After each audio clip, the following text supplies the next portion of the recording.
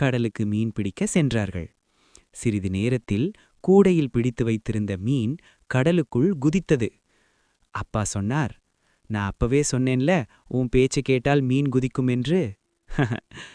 மீனை சைக்கிளில் அப்பா கூடை தூக்கிட்டு, வாங்கோ வாங்கோ மீன்னு கத்துறார்.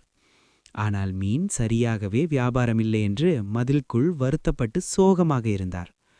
கண்மணி அப்பாவிடம் சொன்னாள், அப்பா, கவலைப்படாதீங்க, நான் இன்று உங்களுக்கு எல்லா மீனையும் விற்று தருகிறேன், கவலைப்படாதீங்க என்றாள். கண்மணி சத்தமாக சொன்னாள், இது எஸ்டர்டே மீன் இல்ல, டுடே ஸ்விம்மிங் பண்ண மீன். ஒரு பாட்டி கேட்டாங்க, மீன் ஃப்ரெஷ்ஷா? கண்மணி சொன்னாள், பாட்டி, இந்த மீன் இன்னும் இங்கிலீஷ் பேச கத்துக்கல. மக்கள் முழுக்க சிரித்தார்கள். கண்மணி யோசிச்சு, அப்போ ஆஃபர் போடலாம். கண்மணியின் ஐடியா. கண்மணி கத்தி, வாங்கோ வாங்கோ, மீன் வாங்கினா கண்மணியின் ஸ்மைல் ஃப்ரீ. எல்லாரும் சிரிச்சு மீன் வாங்க ஆரம்பிச்சாங்க.